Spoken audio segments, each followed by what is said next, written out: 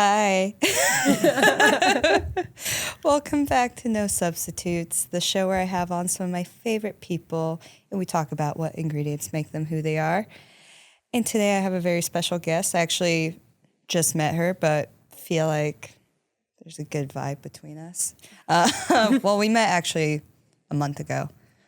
Anyways, she is known for her TV writing credits. She is an stand-up comedian featured in Forbes 30 Under 30 in 2019, as well as Glamour, highlighting her impactful roles as a female late-night comedy writer. She has credits on the major hits like SNL, Jimmy Fallon, Tonight Show, Big Mouth, currently, and even is launching a new show this year with Laverne Cox called Clean Slate. Please welcome Jasmine Pierce. Hi. Hello. How are you? Great. How I'm are really you? excited to be here. Oh, and she's a highly educated, funny girl. Yes. Yeah. Sorry, I just had to include that. Can I say one thing that's technically a correction? Uh-oh. I was not in Forbes under 30, but they did an article about me, and it says like my age too, Right. which it says that I'm 29, so it makes it seem like, and it's a Forbes article, Right. and it So seems they're like like, it's 30 under wow. 30, but I'll take it. There you go. Okay. I was under 30 that's at some better. point. Exactly. Yeah. Ash doesn't work here anymore, so we took care of that problem. No, She's it's gone. an easy thing to. Even I had to be like, wait, was I? Wait, was no. Well, I mean, most people I know who are in the Forbes 30 Under 30 paid for it. Like, I mean, with I any don't kind know of how. most of publication lists, works. awards, all of it, there's a little, element of Yeah. I remember somebody hitting me up to do like some fashion magazines, and then they told me their rates. I was like, oh, I don't care enough. Yeah. I mean, great exposure, but I don't know. It was like, oh. Yeah, I didn't know that's like feel how like it works. anything with a list on it, you're either literally paying to be on it or you're paying in some way. I don't Yeah, mean that like in a I mean, yeah, PR scandalous or way, but something. yeah, your reps are into it. Someone's talking, like you're contributing something. Sorry, guys. But I do think, We knew that. a lot of those things are still valid. It doesn't For sure. change everything about it, but No, you never know. exactly. I told you I don't trust anything. That's true. I know. Writers. Actually, I don't know. I mean, I feel like maybe women. I feel like I don't trust anything. For sure. And I'm a comedian too. Mm-hmm. Like drama writers aren't very trusting either, but I feel like comedy writers, we're always looking to poke holes in things. Yeah, exactly. I love that though. Yeah. I'm excited for this. Yay. Can't wait to talk about your new shows, your new stuff. Yeah. Little backstory. So we met through Questlove / Gianna Dior / Christmas. Yeah, all of those things at once. All It those was things great. came at once. It was fun. Yeah, we met in New York and had a jolly time. We had a long night. Yeah, Gianna got us kicked out of a Uber. I think we kicked ourselves out. I think the kicked Uber driver ourselves. got us kicked out of that Uber. It was mostly G and the It was Uber driver. Listen, Gianna definitely didn't react right. But there was a drunken man on the street that jumped into our Uber, and the Uber driver wouldn't crazy. drive away. And Yeah. Lumi's pulling the door shut. And then the Uber driver tried to blame us. And then That's Gianna true. That's true. lost her mind, which Yeah, she was right with what she was saying, not for necessarily sure. how she was. I almost was like, is our Uber driver drunk? Like, what just happened? That was it really was the crazy. weirdest. Yeah. That was like such a. I think it don't was know. what bonded our little friendship sure. now, though, because we already have like a traumatizing experience Yeah, to connect us. no, it was like 2-3 days in New York with Gianna, and we were just like, whoa, takes a different type of human to keep just up. to live in New York. Yeah, You used to live in New York. I did 14 years. What is it's the easier. transition from I mean- like LA to New York, and which one is harder in which way? Well, I transitioned the opposite. So I did Oh. New York to LA, but I don't know. Transitioning to New York, it's weird because I was such different ages. When I moved to New York, I was 18. And when I moved to LA, I was 30, 31. Right. So I was a completely different person. But I really think living in New York in your 20s is it's hard. But it's more mentally exhausting to think about living there later in my life. Whereas when you're struggling and you're suffering and you're like young and broke, and it's fun to be in New York. There's always something to do. Even if you're pretty broke, you can go out and like, you will spend money probably, but you can still like do a lot of crazy weirdness in one night. In LA, it's a little more intentional. The fun you have to have has to be on purpose. Whereas in New York, you're going to find something crazy happen pretty much any night you stay outside. Yeah, I feel like that in pretty much every city besides LA. I feel like LA is, yeah, you're right, more intentional, but also even like you have to be a little more careful because the public is there. Yeah, I feel like in LA, it's hard. It's harder to let go and be free. I think also because you have to drive to every place you go to. Nothing is near itself or near something else. No. So I think, And everything, even things that I go to that don't necessarily have anything to do with my job directly, anything sort of that has to do with entertainment feels like a networking thing. Yeah, and even things that don't have to do like with a entertainment. Birthday party. Yeah, everything's a networking event. Yeah. Which I really don't like. No, not the biggest fan. I can't remember the last time I've gone to anything in LA and just hung out. Yeah, and just like had a good time and wasn't thinking about anything. Yeah. That's what I miss most. I think the transition for me, though, was hard.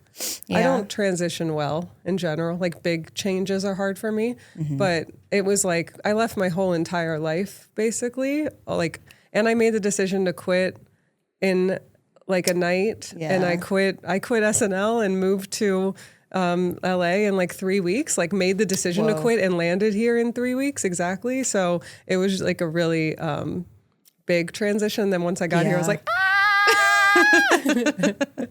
and it's calmed down. But all my friends were here. It was the right move, but it was a lot to cope with.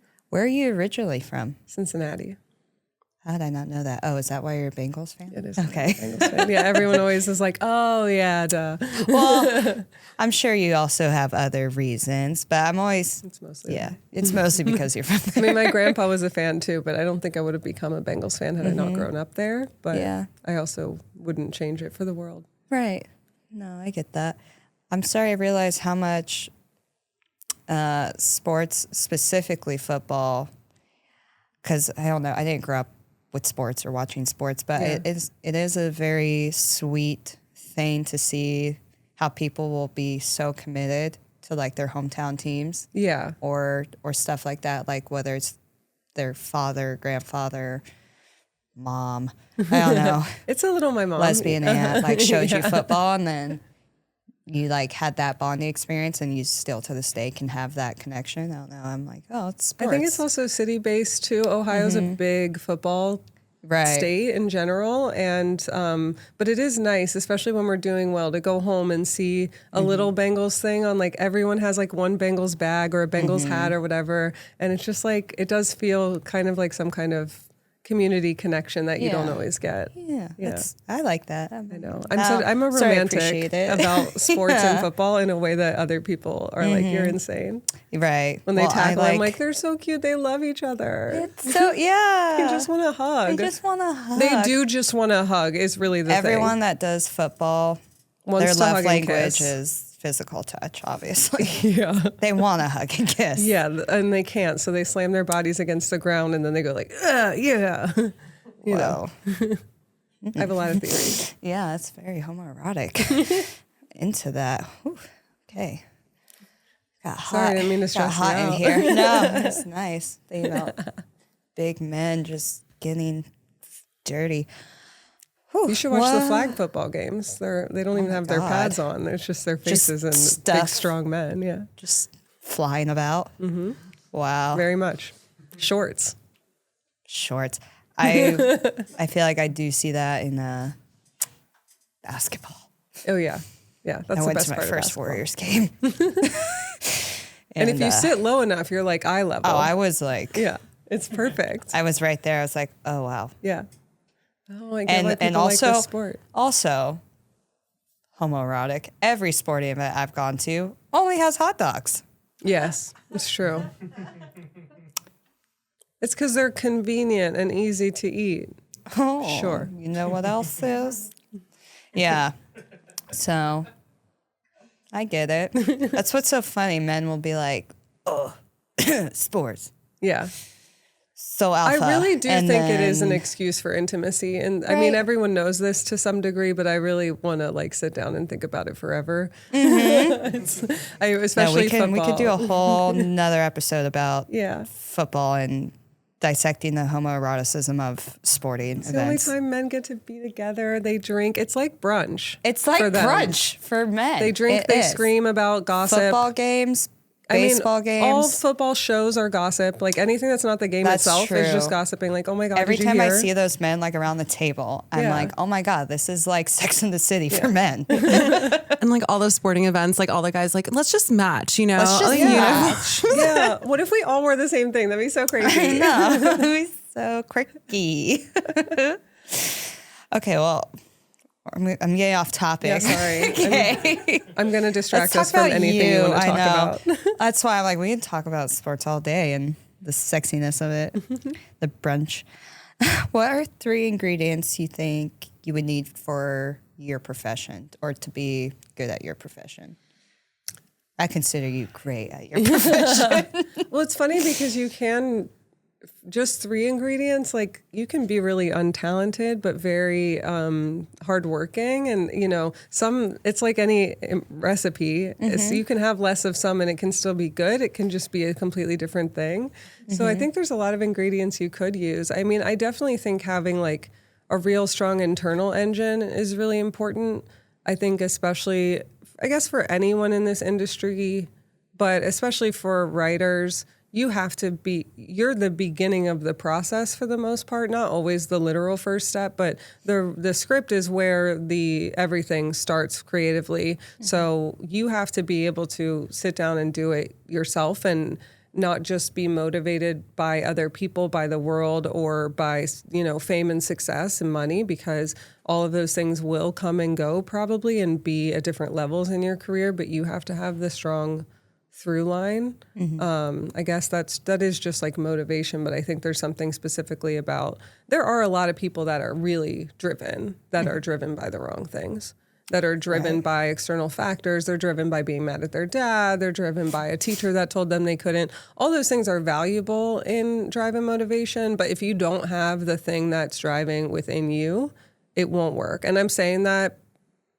knowing that like it's not always there for me. Mm-hmm. It's not like a perfect thing that you have all the time. But I do think that when you're most successful, like that is a big part of it, especially for writers. But I think a lot of creative capacity and even in food and anything, like you might need a kitchen to do some of the things, or like you always need a kitchen, but you might need a kitchen full of people to help if you're doing a whole thing. But even just, you know, if you want to make a cookbook, if you want to do a podcast, you have to be able to bring that out from inside yourself and have a real motivation that will stay if other people aren't paying attention. If you don't get the reaction that you expected from the person you're seeking vengeance upon, like you still need that motivation regardless. Mm-hmm. So I think that internal thing, and then there's better words for it, but I'm tired. Oh, you're good. No, I actually writer, really I like should have the that words, because, yeah, I think just saying authentic to your work and your own desires when it comes to your own work. And especially I try now, to, yeah. Even I'm when having trouble with that. Right? No, I mean, we just took a break, and even during the break, I was like, man, like, what if this doesn't go well? Yeah. But at the end of the day, I'm like, well, I mean, am I really doing this show to be like top 5 comedy / yeah, I'm not. I'm here because I like doing this. Yeah, you like getting to know people. I love getting to know people. I'm nosy as fuck. If I can make a living off of it. But I mean, even when I did corn, I didn't do it to make a point. I didn't do it because Dad left. I didn't do it because I did it because I was like, oh, this is fun. And something within your interests. And it was something within my interests. Yeah. And then after a while, I was like, it's not stimulating enough mentally. I was going to say. Other ways. What were you doing then? yeah, so then now I'm getting to do this, and this for sure is like way more challenging and way more stimulating for me. But yeah, I think just to remind myself, or all of us, with whatever kind of jobs we have, even with cooking, back when I did cooking, yeah, it's you gotta remind yourself that you're in it for the love of it. And what sucks is when you get to the point of knowing that passion or like that love is kind of going away and trying to find it again. That was hard. Or trying to find new passion either within it or externally. Yeah, I've transitioned a lot. Yeah, in like my career path and my goals and visions and stuff over time. And I was an actor. I went to NYU for acting. Oh, nice. And quit acting because of NYU for the most part. And part of it though was that I have other friends. I have one friend that was becoming very successful at the time, but I had other friends in the industry too. And she especially just was going through things that I was like, I'm not an actor. I just really started feeling like, every time someone asks me what I do and I say I'm an actor, it's coming out of my mouth like sand. It doesn't feel right.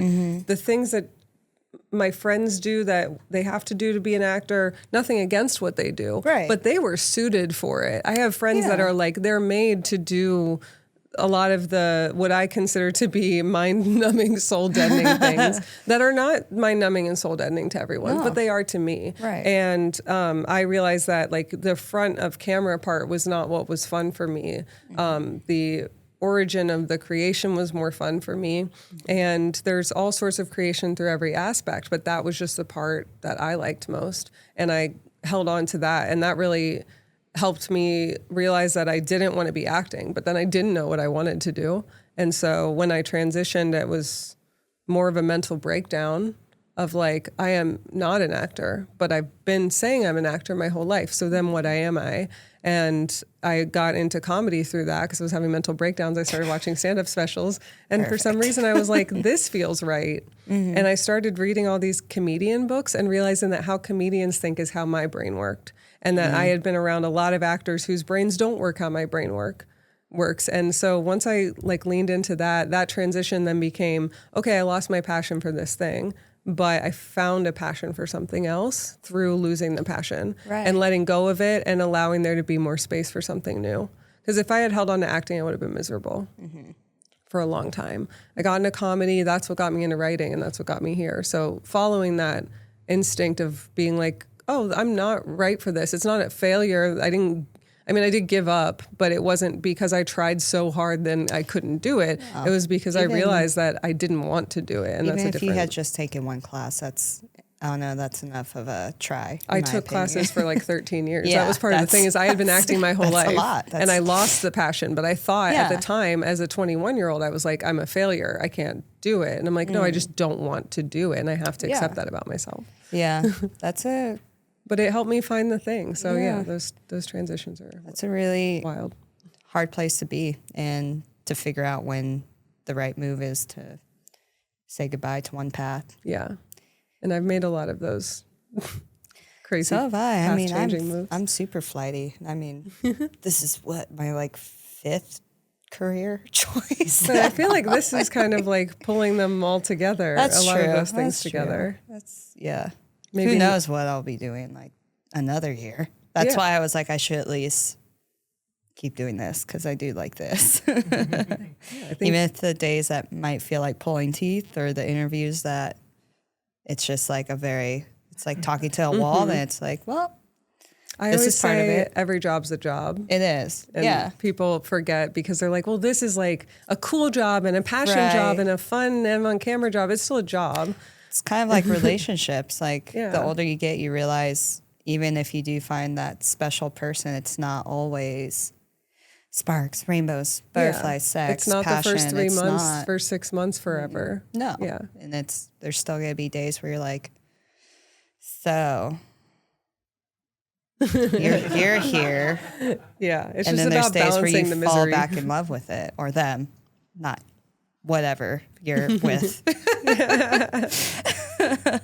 We kind of talked about that before we started recording, that once we have like our ad read days, that's what that's going to be like. It's going to be like pulling teeth where we come in for the entire day and do like 16, 20 ad reads. Yeah. And it's just miserable. No one likes doing it. I know. It'll be good. I'll do it. It's worth it. Well, I guess maybe you kind of answered this, but what's the biggest lesson you've learned in your career so far? Oh my gosh, biggest lesson. I mean, yeah, I guess that probably a lot of the things I was just saying go into all of that. I do think that knowing yourself is really important, and listening to yourself, actually listening to yourself and not the other voices in your head from the other people of your past that they sound like you, but it's someone else talking, in your head. I do think leaving at the right time is important too. But yeah, oh man, that is hard to answer now that I talked about all the other stuff. How about this? What was one of the most memorable sketches you've worked on at SNL? Oh my gosh. I mean, there's a few really memorable ones. My favorite was definitely People's Court.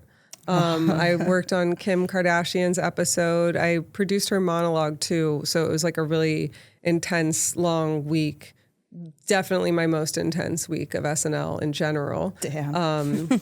But that sketch was so fun for me. I mean, not to be cocky, but in the moment, when Kim Kardashian came to SNL, in that moment, I was the most qualified person in the world to write for her. Right. I was the only one at the show that knew anything about her. I got into the Kardashians ironically, and then it accidentally became very sincere. Right. I think that's how it works with a lot of people. Yeah. They are just that family. You can't not. Well, I really think I think everyone should watch the first season. I think it's so fascinating because they did not know they were going to be famous. So it's very staged. Like some of the things that happen are very staged. Like I think Kris Jenner gets a monkey for no reason. Like it's really obviously like they're putting things like, together. This is our TV but show. The way they behaved was so much more interesting, and seeing that transition into now. But I started watching them ironically. Kim came. I knew everything about her, and we really bonded and we pitched, and the show was really not in line with everything that we wanted to do that week. So we really connected, and it was really, really fun. And then getting to produce that sketch, which also had Chris and Chloe in it. Oh my God. was intense. And, producing Kim in general is very intense, although she was great. She was so kind and gave me beauty tips and stuff. So I was asking her questions behind the scenes that were not relevant to my job. But I would say that one felt the most collaborative too on an SNL level with I wrote that with Chloe and Heidi, and they also, like, we all really got to contribute, and despite all the chaos that the sketch went through the week, it really came out to be really exactly what we were looking for the most part. And yeah, I was really proud of it. It really felt like a substantial week to be there for me. Right. Even though, especially because no one believed in her comedically, and I knew that she has comedic talent if we can get it in her strike zone. That's what I saw with like people. They've commented that about many like big celebrities, like even Ariana Grande, and then she's like an impression. She's ridiculous. Her impressions are probably the best I've ever seen. Thinking about it. Yeah. No, she's very talented. Yeah. I mean, the public is the public. And Pretty women, especially, they also do that to athletes. They really are always like, I can't believe that athlete was funny. Athletes are the best hosts. Right. Because they will go for anything. Like they'll do Marshawn anything Lynch, you want. most favorite person Marshawn Lynch ever. is the best at anything. He's just, so funny. He's more great at just being a dude in life than anything. And athletes will just be funny. They don't care as much about like, am I pretty, or like, did I hit the joke right? They're getting fucked up on a lot. Yeah, exactly. I really can't afford to. Yeah, JJ Watt was there, I think, when I was there. Oh, nice. I've seen him in a few things. He was like on The League. Like the league was the first time I got into football and like the learned league is one of my favorite shows. No one ever talks about it. Well, you now work with Kroll, right? On Big Mouth? Yeah, I did. Yeah, it was really great. And that was one of the things that we talked about in my interview. I wore my Bengals jacket to the interview specifically hoping we could talk about the league. What's up? Yeah.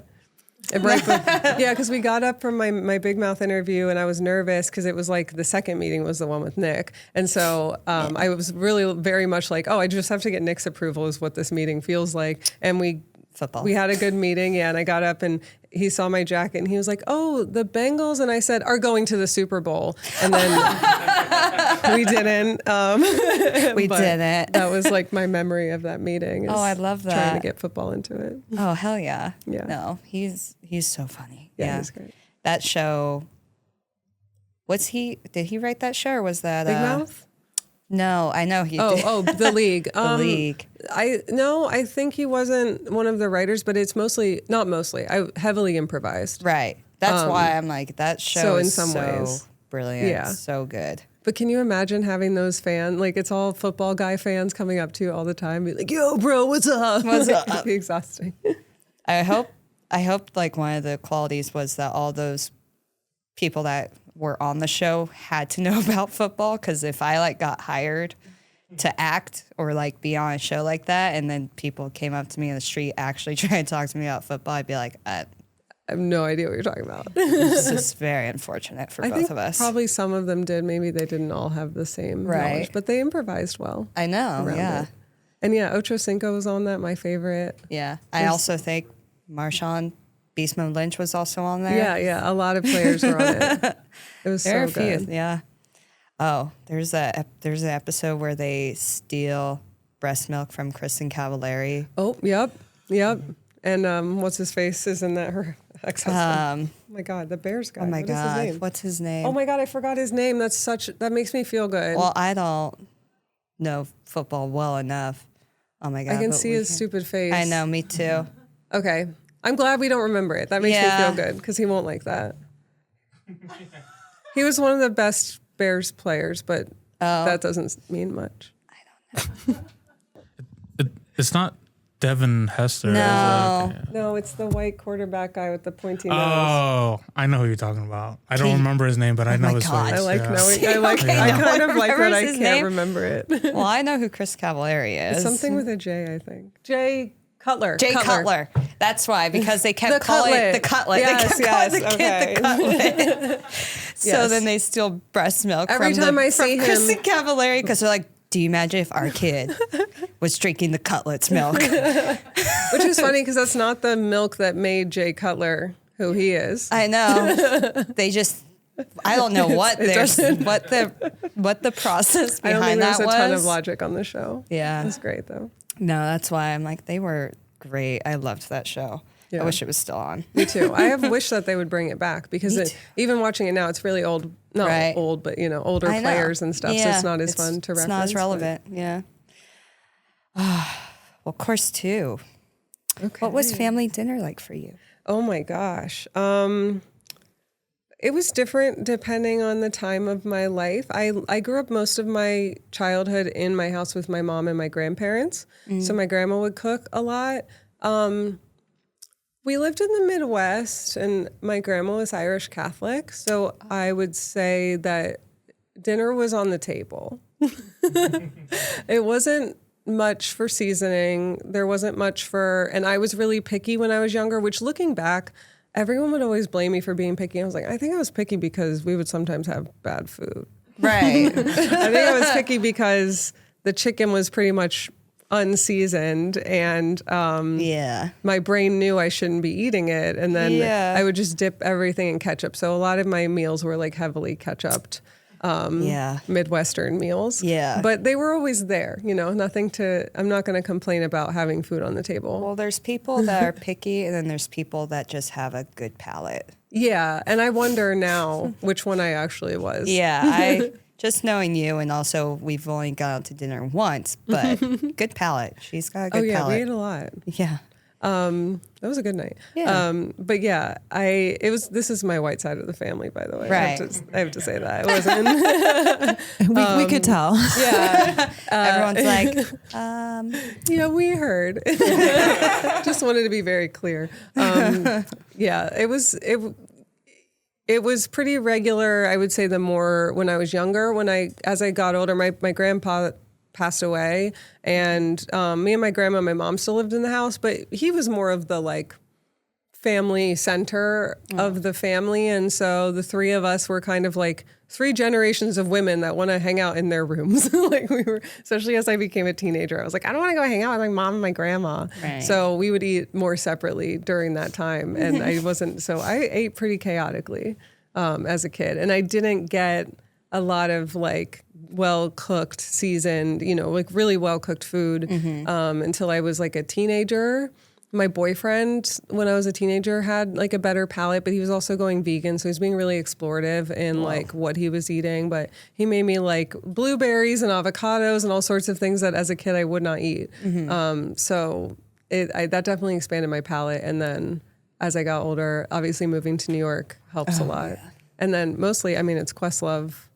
You can't be around him without getting years some of good food. So I've had meals that have burst my stomach and been extremely painful. Has he taken you to 11 Madison Park? Yeah. I'm not gonna lie, Insane. I was still impressed. I was like, well, how was it? Because I went before it was vegan. Oh. How was it? That's why I was like, what? I was like, you're taking us to a vegan spot? Why? Well, like the most famous one. Fair, but I was still like, what are we gonna get into? It was really good, actually. I was like, if this was all vegan food, vegans probably wouldn't exist because it's way too expensive. Yeah. But I mean, I made the mistake of wearing Spanx that night because we were going to a fancy place and I wanted to look nice. Yeah. And I had to like hold them open while I ate. Cut them. Because they were also giving us wine with every course, and it was like 14 courses. That's where the extra calories, extra bloat comes from, is when they do the pairings. Yeah. Because same thing, anytime I go to Sushi by Scratch in Encino, it's like one of my favorite omakase style dinners. You really, I mean, also rice, but you don't feel full until literally the end. You're like, all right. And then you can't move. I can't move. But they also pair it with like Japanese whiskey or sake. I love sake. I'm like, that's so good though. I need you to feed me in LA. Okay. Because we can go get dinner. I don't ever find good food here. It's hard, and it's also it's annoying expensive. Because people talk so much about restaurants here, and it is expensive. Right. And I will pay a lot more for a meal here that I know I could have gotten a better meal accidentally at a small, cheap place in New York that I just happened to walk by. Yeah. And that makes me really frustrated. That is probably one of the more annoying parts of LA is you gotta find it. You really gotta find, whether it's through people or a good food blog person. Like, I feel like Koreatown. No one eats here? Like, no one eats here. No, but like, really? I'm not even judging anyone in particular, but truly no one eats here. It's true. Like, that's why there's Erewhons everywhere. Yeah. That's about it. Girls do smoothies, and then that's it. Yeah. And I feel like they don't want to make the food taste too good because then they'll want to eat it more. Exactly. Right? That's actually a very logical. I've been truly trying to figure this out because when I moved, everyone talked about restaurants. All anyone talks about was the restaurants. They would go on and on. Have you been to Mother? Have you been to this? Have you been to the one where they kill the cats? Whatever. Like that's what was happening when I got here. And everyone would talk about the restaurants and which ones are owned by who and which ones are where and how they went to this one once. And I was like, the restaurants must be so good. And then I started trying these restaurants that they're talking about. They're fine. They're fine. A lot of them are like overrated. All the spots that everyone talks about, go to. Everything that's Nobu, on the list. I'm sorry.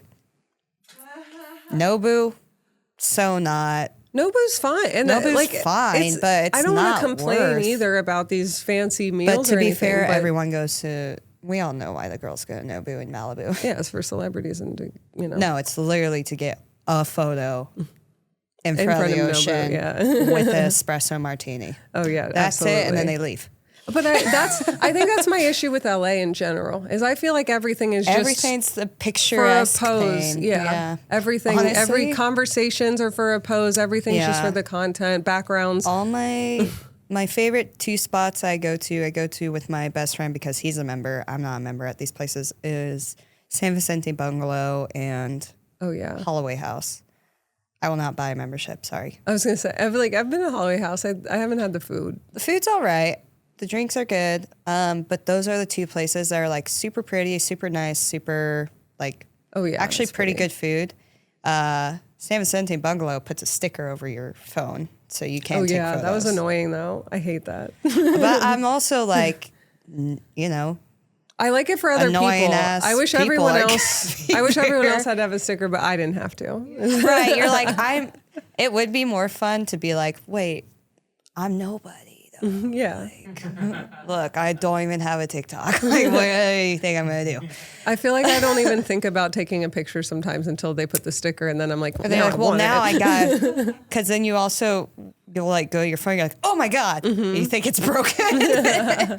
To like see what you look like, even not even to try to be sneaky. You're like, oh, and you can't use your face. No, ID you can't. either. They put it over that and the back. Yeah. So, but to be fair, last time I was at San Vicente Bungalow, I did see Meg Ryan. I was like, oh, I would have totally taken a picture of it. Yeah. I would have totally. I was with Remy, and I was like, is that Meg Ryan? And he's like, don't go say hi. I'm like, I'm not going to. I was just going to take a creepy picture of her. Yeah, I was like, the room. I'm not insane. But also, she might love my vibe. What makes you think? But I know that particular place is like, people go to have meetings, talk about movie deals, and it's very, very. I don't have the urge to take don't pictures. Want to like even chat with fans. I think so. I'm like, I don't really have the urge to take a picture of someone generally. I don't either. Not especially even like sneakily. That just feels invasive and. Oh, you creepy. know what? I did take a sneaky, invasive, and creepy picture. But I would never post it. I showed it to my friends. I didn't send it to anyone because I knew it was too creepy. Right. But I saw Brittany Taylor from Vanderpump Rules at the airport in Kentucky, which I'm getting from the vibe of this room. No one knows that this is exciting. Know who that is. But it's just a cast member from Vanderpump. But I only recognized her because she had a backpack with her. She had her kid's backpack on, and it had her kid's name, and they have a distinct kid's name. It's Cruz, Cruz. And I saw it and I was like, oh my God, is this going to start being like a trend now because of the Vanderpump? And then I realized like, oh no, that's her. And it was like 5 a.m. in Kentucky. And because the Cincinnati airport is in Kentucky and she's from Kentucky. So it was for Christmas. So we were all coming in. And I really wanted to offer help because her very bad, horrible ex-husband was not there, as he shouldn't be. But she didn't have any help and she had this kid. And I really wanted to help her. But I was like, it's so creepy. First of all, I want to say also, I took a picture from the back. I didn't get the kid's face. Right. Oh, that's super creepy. Nice, I just wanted a picture of the backpack to show. But but I really wanted to help her. But I also thought it'd be so creepy at like 5 o'clock in the morning at the airport to be like, hi, I know you, and you're alone with your son. Do you want me to help you? Do you guys need help? That actually reminds me. I may have never taken photos of. I'm sure I have, probably years ago, but of maybe a celebrity, but. That does remind me, I took a photo not too long ago of a lookalike and I posted it. And I posted it because I was like, it looked like Brian Callen, but this dude had like a little baby Yoda backpack, like a very autistic Brian Callen. I was like, this is wild. My dream man. No. No hate, Brian Callen. I just, no. I can't do comics anymore. And you shouldn't, and no one should. I'm saying that as a former comic and someone who's done comics. And actually, the last person I slept with was a comic. No one should do it.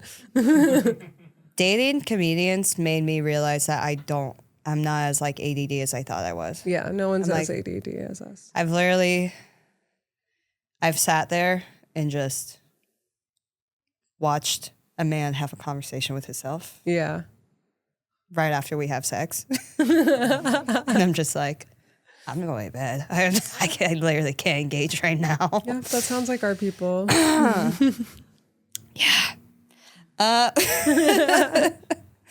What was the best advice you received growing up? Best advice I'm honestly, growing up, I didn't receive a lot of good advice. What's the best, worst advice you received? I think slightly older, like in college, the best advice I got was the money will come. This is from my I guess, I don't know, cousin, my mom's cousin, Donna. And I was really panicking about money at the time and didn't know what to do and whether I should like make this big sacrifice for money and do things I hated to do get more money, or if I should, suffer a little longer. And she said very confidently to me, the money will come. And, that's not literally true. There are many times where money can't come. I am lucky enough to be in a position in my life where often the money does end up coming. Whether it's always exactly what you want it to be or how much you want it to be is one thing, but I think that really did calm me down and help me start making better, especially creative decisions for myself on what I should be focusing on, especially when you're young. It's hard. I didn't grow up with any money. Probably lower middle class is probably the best description of it. And I didn't ever anticipate that I would have, spare cash. It was not really a concept I grew up with. So the money did come, and it continues to come when it's needed. And sometimes it's not coming when it needs to, but it always eventually does. And I think this advice has helped me and is advice I've given many of my friends. Obviously, we're in an industry where you're working and then you're not working, and you're working and you're not working. And all my friends including myself, have mental breakdowns every time we're not working, which you can't really do to yourself when we're in a contractual job. We have jobs that go for a few months, and then we usually have a month or two or even more off. And it's scary during that time if you don't know what's on the horizon, but it's easier when you believe that the money will come. It's different. I'm not talking about when you're truly in a state of impoverishedness. I don't mean to be so blasé about it's easy to get money. I'm not saying that, but I do think that when you're, if you are working hard and if you are committed to what you're doing, and if you are doing it for genuine reasons within you and not just out of spite for your past or, the things I was talking about earlier, it does come, things will come to you. And opportunities, especially in this industry, every time my friends are having a mental breakdown, I tell them, like, opportunities come out of nowhere, suddenly, overnight, and then all of a sudden something happens. Like in this industry especially, it always feels like there is absolutely nothing and you're at the bottom, and then one thing happens, which is not to say to hold on to things that are not really working for you either. No. But it's a hard balance to explain both of those things.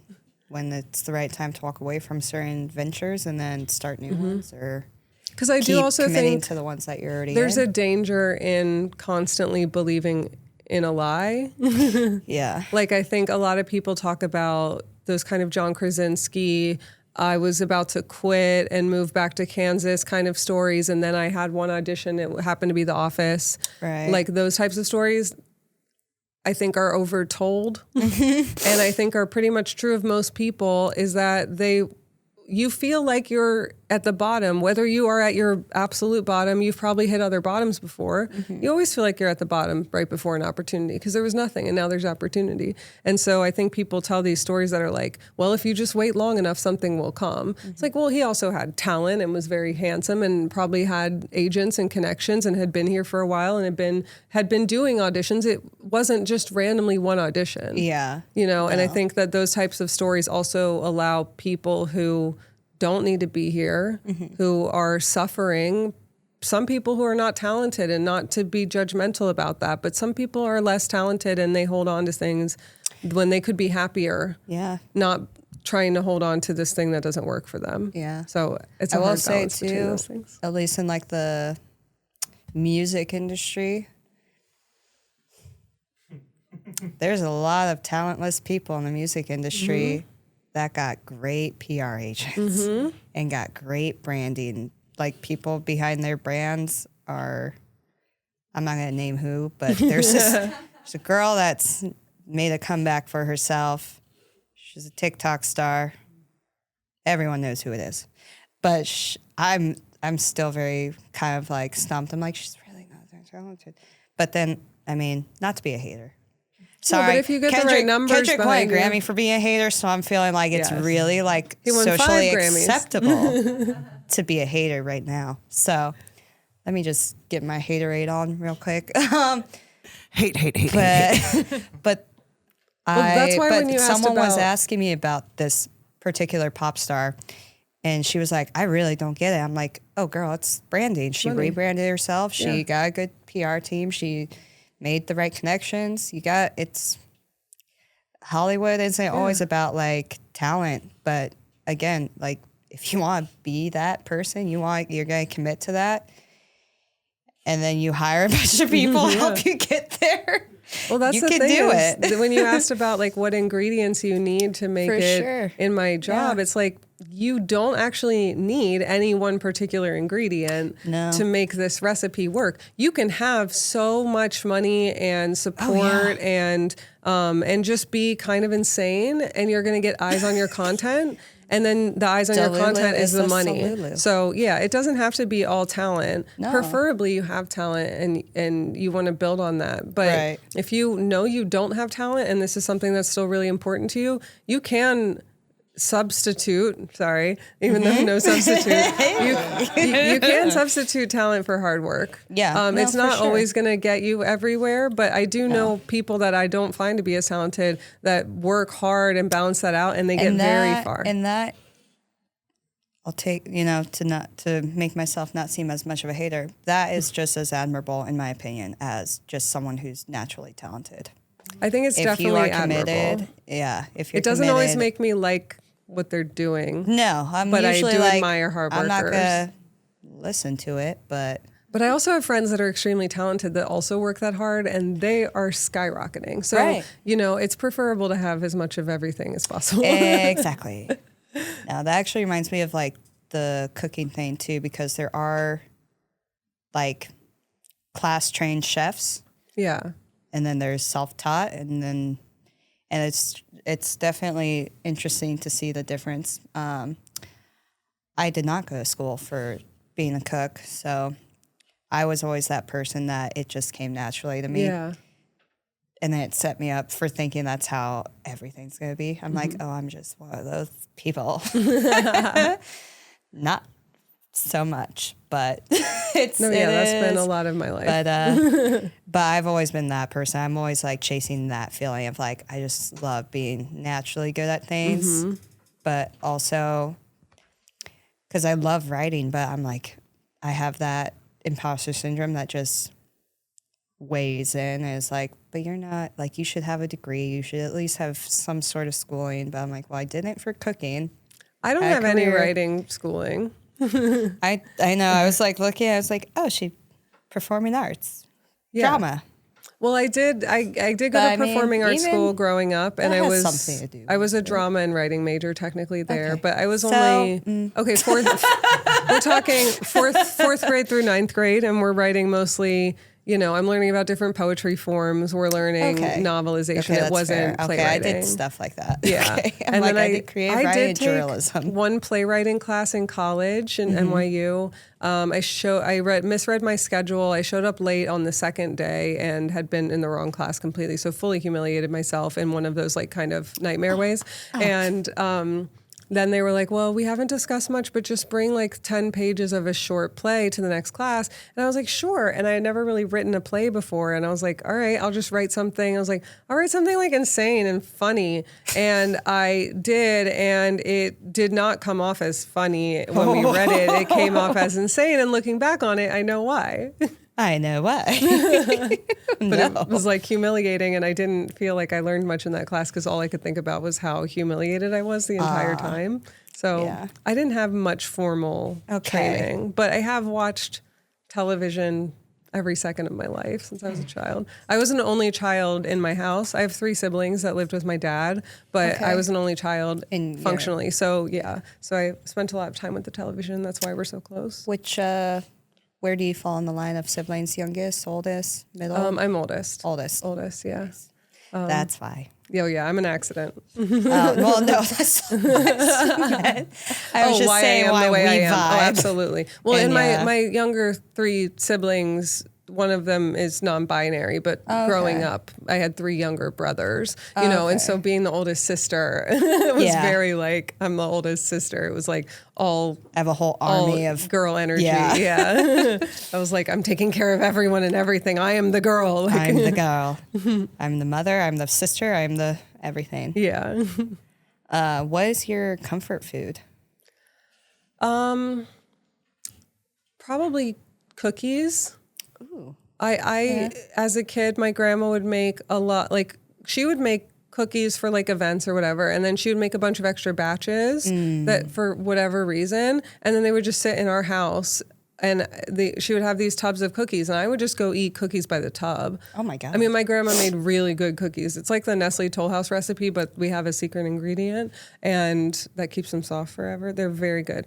And I would just eat those. I'll tell you later. I would just Don't give YouTube it. I would eat them and eat. And I think it did go back to like my food didn't have a lot of seasoning growing up. And even outside my house. These are phenomenal. Yeah, literally. Well, I think sugar was an easy thing to be like, sugar's always going to be good. For sure. Versus like everything else can be cooked more poorly. Yeah. And I was in Ohio, so it wasn't even just my house. There was not a lot of good food around us. And so I think that, you know, the sugar addiction kind of thing made me feel really good as a kid. Obviously, kids love sugar. But I was just like, I think I held on to it even more because that was the one food that I was like, it's guaranteed going to be awesome. Mm-hmm. I know I'm going to get something I really like this time. Cookies are pretty hard to fuck up. Yeah, and those cookies, my grandma's recipe is really good. Grandma's cookies. There's something about grandma's cookies. Yeah. And now my family makes them too, but I'd say that like cheeseburgers probably, like junk food is a comfort food. Always it's a good hard. one. Yeah. Something in junk food that just, it's like sends the brain right to. Yeah. I don't know. It's just. And it feels like a self-destruction that's not harmful to other people. It's exactly. Like, let me just eat like. Exactly. Well, what would you say are some unpopular food opinions you have? I mean, I don't think mine are that crazy. I don't like oatmeal. Not a very controversial person. Yeah, I really hate oatmeal. I get it. I always totally exactly. Get it. So I'm like, I think the things I don't like are pretty much fair. Like I hate grape leaves. That's specific. I know, but it is. But I think grape leaves are really specific. I don't know the flavor or smell. I don't know. I just really don't like. I don't think I like them either. There's some scent or there's a flavor that actually when I went to 11 Madison, we did that kitchen taste test, smell test thing. Did you do that? Yeah. They had a bunch of seasonings and one of them was the seasoning and I forget what it was. There's one seasoning that reminds me of church. And whenever it's in food, I like can't eat it and I forget what it is, but it's like a scent that they must put it in those. I went to Catholic church growing up. Yeah, it's not sage though. I love sage, but it is something. It's less common than myrrh. That. Maybe myrrh. It might be myrrh. Wait, I do kind of remember it being one of the Bible things. It might be myrrh. It feels very churchy. You just have to have like the wise men bring in the ingredients. It was something really weird and specific like that. Probably that. But, whatever that is, those are. I have like weird. I'm like really specific, but. That makes sense. There's not like, what do other people answer for these questions? I feel like people will be like, I don't like ice cream or something stupid. I don't have anything dumb like that. No, I don't know. Nobody ever gets too controversial. Like, I mean, I always ask my follow up with that. Usually it's not on here, but I always just am like, well, do you like pineapple on pizza? Yes or no? No. I think that's I actually don't like fruit on savory in general. I don't like sweet on savory much at all. Even like barbecue sauce sometimes for me is too much. Okay. So there you go. See, that's a weird specific. I feel like that's a specific one.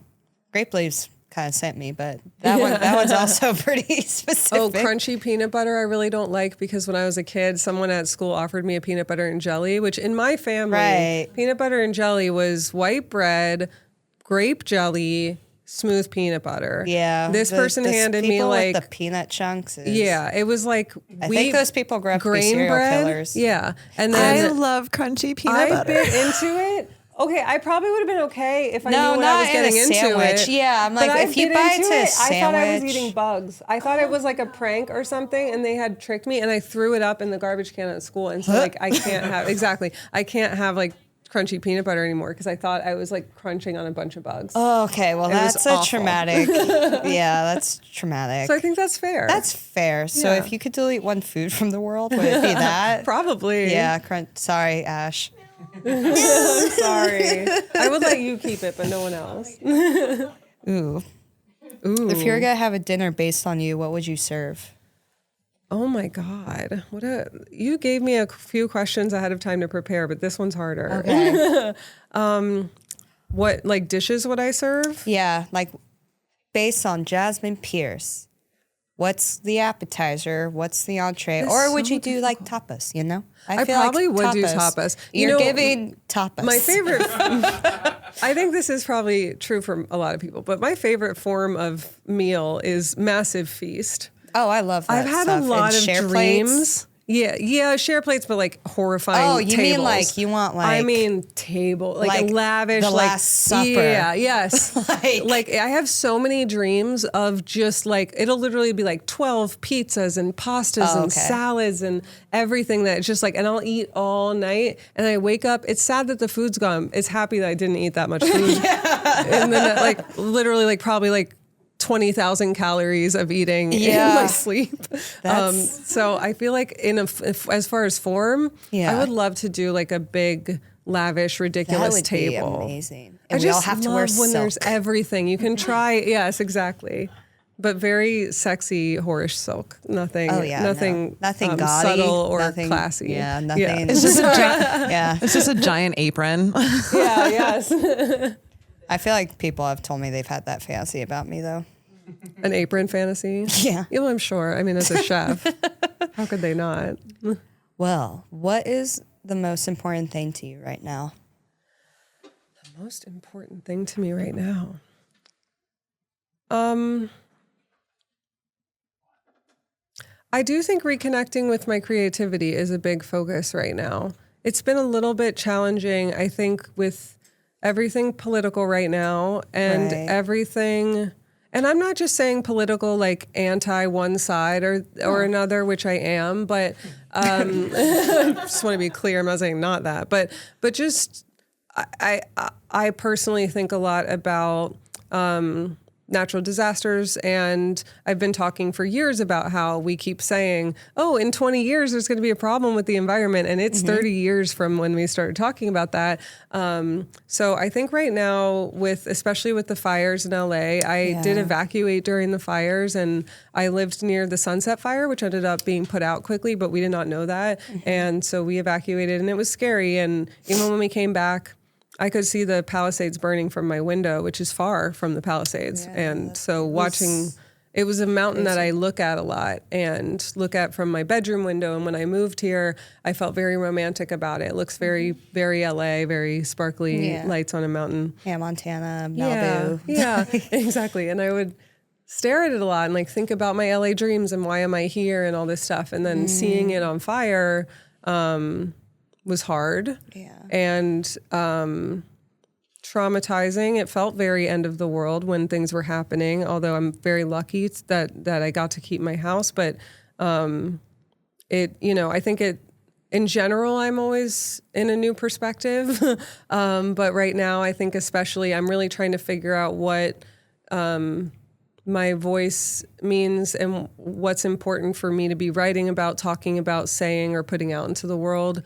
In this kind of very new context of like, I feel all the time like the world's are ending and we're all going to die and planes are falling out of the sky and we're taking away every bit of our government. And I didn't like our government even, in the last administration. So, I think that for me, trying to recenter myself without fully losing my creative grasp, but also without trying to ignore what's going on around me.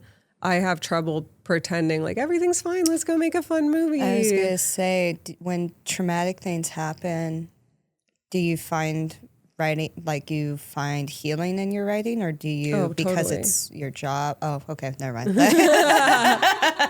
I mean, I think because it's my job, sometimes it is just like, my job. And we talked about that. Every job's a job eventually. But I got into this, we talked a little bit before too about like how comedy connects people. And I think that I got into all of this because I had lost myself, and comedy helped me find who I was. And I think comedy can tear people apart as much as it can connect people. It's just a very powerful... It's a reflection, and it's a very powerful thing to figure out what you want to do with that reflection. Exactly. And so that's where I'm at now, where like when I got into comedy, it was, especially when I was really starting to hit, I was, it was like 2015. It was very like, we're all feminists. Like, let's just talk about our vaginas and fuck men. And, and that was fun. Don't get me wrong. I miss it. But, it was a different attitude. And then it has been over time. Like, how does that change when I start writing for a political show? And what is my writing now that I'm still writing for shows, but I also am working more on my own projects, and,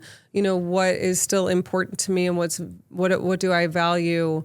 It does all come back down to, for me, writing and comedy was always about taking the source material from my life, my experiences, and my observations of the people around me. And so that can be harder to do when my observations of the people around me are that we're really struggling. And that I also know that there's many people beyond us that are struggling much more and are going to continue struggling, and that I'm not even in a lot of the categories that are particularly being targeted in this moment, but I have a lot of loved ones that are. And how do you write something funny when everyone around you is scared? But to me, I do find comedy in the darkness the most. The best joke I ever wrote for SNL was about Jeffrey Epstein. I think comedy, my favorite comedy and the best comedy I've been able to write, and the purest of my own voice, has always been like during the psychotically dark, horrifying to most people, but it usually gets laughs. What was the Epstein joke? It's in the cold open for Adam Driver's episode, and they're in hell, and Kate McKinnon's playing the devil, and we were all just sitting. She's an angel. We were all just sitting around the table, and Che and Colin had come, and it was like a late night table, and we were all just like, can someone write some fucking jokes so we can leave? And we were trying to think of a Jeffrey Epstein joke, which was hard. He had just died like a few weeks before this, and it just like came to me, and I said it, and it was like one of the only jokes. It's hard to get a real laugh at an SNL table. You can get a little laugh, but getting those big ones where like you really lay out people that don't want to laugh, this was like one of those really satisfying ones.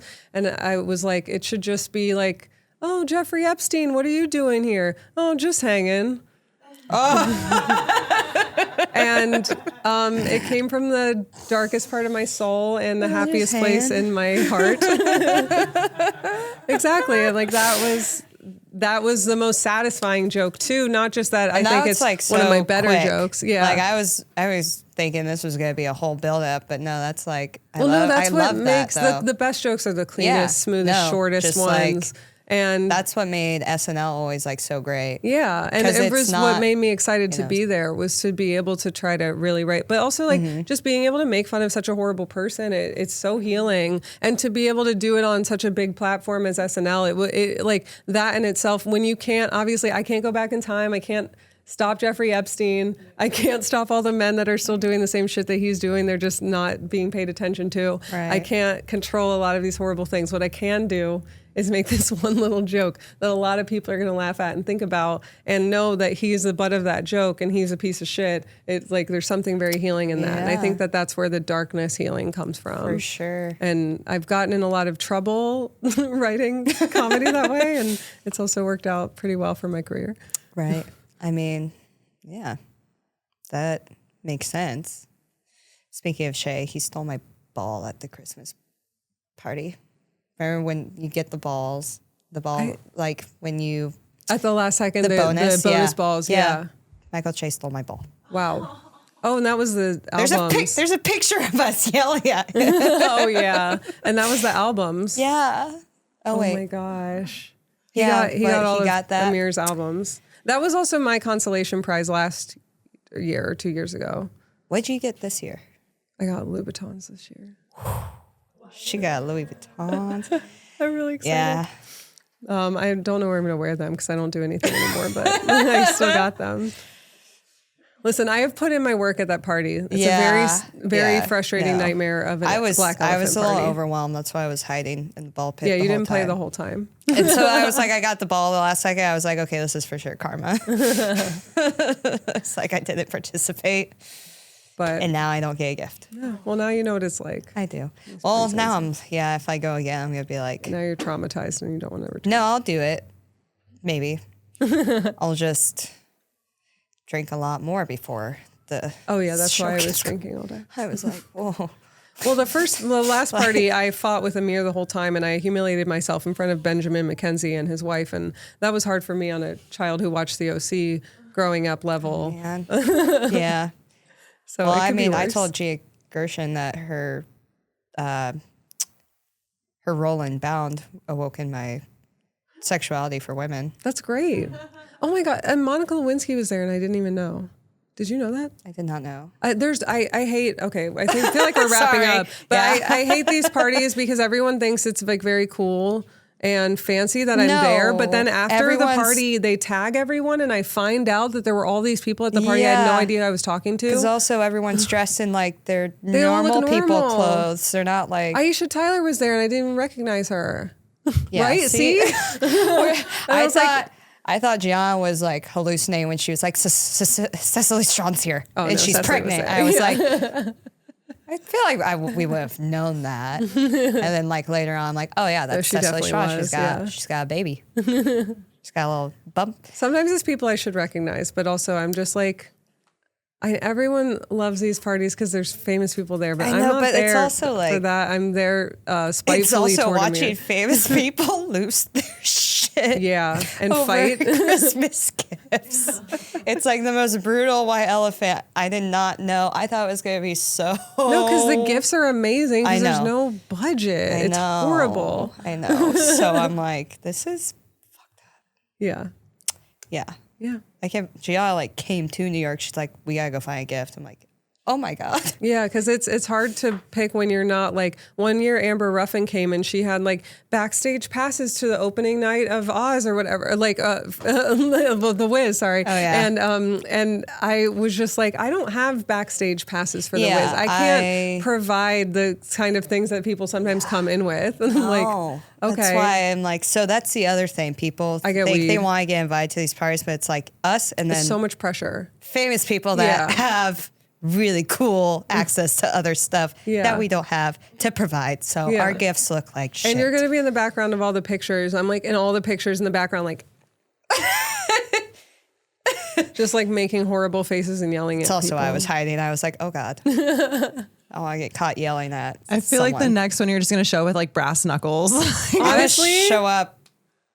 Yeah, in like football gear or something. It's the most intense I ever feel. I really don't. I wasn't going to go this year. And then I was doing archery with Gianna because that's like, what we do. Yeah. And she was like, I'm going. You should come. We're going to go. I know. I don't even remember. Oh, we got dinner with Amir here. And oh, yeah. Yeah. He was like, you guys got to come. Like, okay. Like, I mean, we have to go to New York. It was we did have a good weekend though. It was fun. It was worth it. We met each other. We stayed at this hotel though that looked right down into Ground Zero. Oh yeah. I was like, this is very bleak. Well, it's there. That was the first time I ever saw it. Well, it was a good angle. Yeah. Wow. I think we have some producer questions. We actually don't have time for producer questions. Sorry. No, it's okay. No, but I would love to have you back. This has been an amazing episode. Yes, we do have a billion questions we want to ask you, but we are running a little bit short on time. Oh yeah, we do. No I ramble. It's it's good. Every time. This episode was so good. We have fun. Yeah. I know. I wish I highlighted more about this new show that's coming out. Clean Slate's coming out very soon. Yes, she has a new show coming out. Are there like where can the fans find you? Then also, are there like any maybe like special foundations you might want to tell the fans to like donate to? I mean, there are, but I don't have all the names memorized. Oh, it's okay. Things. Just tell them to go donate. I can send you links later. Yeah. No, there's also, I mean, definitely if people are looking to donate right now, anything for the fires is great. Altadena Girls has been doing a lot. Okay. And in general, it's hard though, because I do want to I want to recognize all the groups, but also I feel like LA, people have gotten so much more support. I also want to be calling out some of the smaller things that haven't. Like, I think Altadena Girls, great organization. Right. I'm not saying not to donate, but they also got like a bunch of donations from Kylie Jenner. Aww. Like, and I think she gave them like a ton of either money or products or something. And I'm like, okay, well, they seem covered in a lot of ways. And I kind of want to make sure we're also looking at other organizations. Yeah, I think aid donations, guys, for any of the Altadena fires. Also, anyone looking to hire domestic workers, I have a couple lists, but there's a lot of people out of work right now because of the Palisades and Altadena. So anyone looking for that, I think there's a lot of resources for that. For sure. Put that out there. And then what else did you ask? Where can the fans find you? Oh, everything. I'm on whatever under my name. Jasmine Pierce. No, really, it's everything is pretty much my name. Pierce. Although I think my TikTok is different. But Forbes 30 under 30 article that does it. It's a 29-year-old article. Under 30 is what it's called. Well, thank you so much for coming. Yeah, we're gonna have to have you back. There's a lot more we want to chat about. I would love to come back. Yeah, okay. Yay. I feel like we always end up talking so long. I know. I'll have to hit you up for dinner later. Yeah. Thank you guys. Thank you. Thank you.